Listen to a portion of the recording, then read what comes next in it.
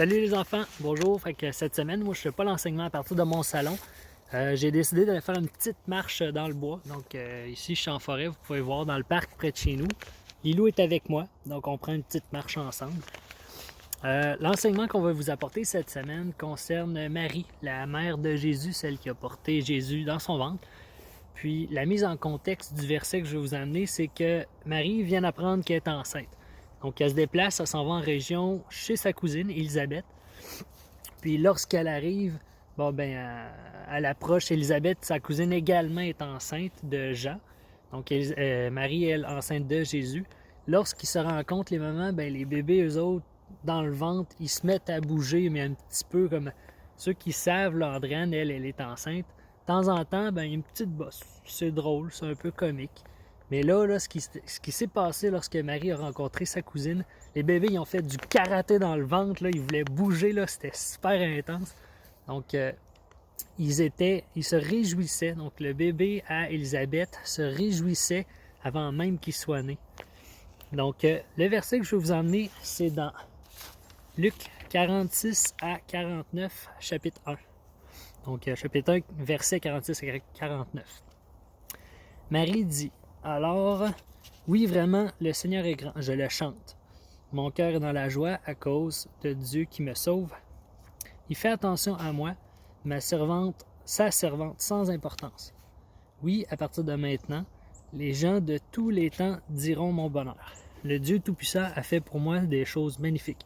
Son nom est saint, il sera plein de bonté pour toujours envers ceux qui le respectent avec confiance. Dans le fond, un peu ce que ça veut dire dans ce contexte-là. Donc, Marie est reconnaissante. Elle remercie Dieu parce qu'elle va porter le Sauveur. Elle reconnaît que Jésus va être le Sauveur avant même qu'il soit né. Mais elle est reconnaissante d'être utile pour le plan de Dieu. Elle sait qu'elle va elle-même être la mère de Jésus, donc ce qui n'est pas rien. C'est quelqu'un d'important. Elle prend conscience de ça, puis c'est pour ça qu'elle va voir aussi Élisabeth, sa cousine. Quand l'ange avait parlé à Élisabeth, il a dit pour un signe pour prouver que c'est vrai tout ce qui se passe, elle dit va voir ta cousine, elle aussi est enceinte, puis elle va te prouver que c'est vrai toute cette histoire-là. Donc c'est ça qu'elle est allée faire. Puis ensuite, à partir de maintenant, tous les gens diront mon bonheur. Dans le fond, ce que ça veut dire, c'est qu'après des générations, puis même des siècles, des millénaires jusqu'à aujourd'hui, on parle de Marie comme une femme qui était heureuse de sa condition, avoir l'occasion de servir quelqu'un. C'est pour ça aussi, dans le verset, elle disait « je le chante », elle voulait louer. Donc, elle a décidé de faire de la louange pour reconnaître les bienfaits de Dieu. Elle était vraiment reconnaissante, puis il n'y avait pas de mots, il manquait de mots, donc elle s'est mise à louer, elle chantait Dieu pour ça. La louange, c'est quelque chose d'important. Moi, je ne suis pas un gars qui loue très bien, je ne suis pas un gars qui chante très bien, mais j'aime louer par contre. Andréane aime beaucoup plus louer. Moi, je suis plus fort dans la prière. C'est ce que j'aime. Donc, dans le fond, la louange en question, c'est lorsque tu manques de mots, tu as besoin de t'exprimer quand même, tu expérimentes la louange. C'est beaucoup plus satisfaisant quand tu chantes des chants. Puis c'est ce que je vous encourage à faire. Là. Le temps des fêtes s'en vient et tout. Plutôt que de chanter toujours les mêmes chansons sans trop comprendre, arrêtez-vous, écoutez les paroles, puis après ça, réécouter la parole quand il y a la musique avec. C'est deux choses différentes. Tu apprends à reconnaître c'est quoi la louange. Donc, il y a un chant, tu chantes, donc c'est une mélodie, c'est un air. Il y a la louange, là, c'est adorer le Seigneur. C'est ce que je vous invite à faire.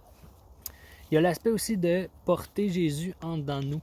On s'entend que Marie a porté Jésus, mais pas comme nous, on peut la porter. Donc, je vous encourage à porter Jésus de la même manière que lorsque tu te promènes, tu vas voir des amis, lorsque tu vas voir de la famille, apporte la lumière de Jésus, apporte son enseignement, apporte ce qu'il représentait. Donc, les qualités qu'il a amenées sur terre, les valeurs qu'il a enseignées, c'est ce que je vous encourage à véhiculer dans vos familles. C'est ça, porter la lumière de Jésus. Donc, moi, un petit peu, c'était pas mal l'enseignement. Je vous souhaite un bon plaisir jusqu'au temps des fêtes. Salut!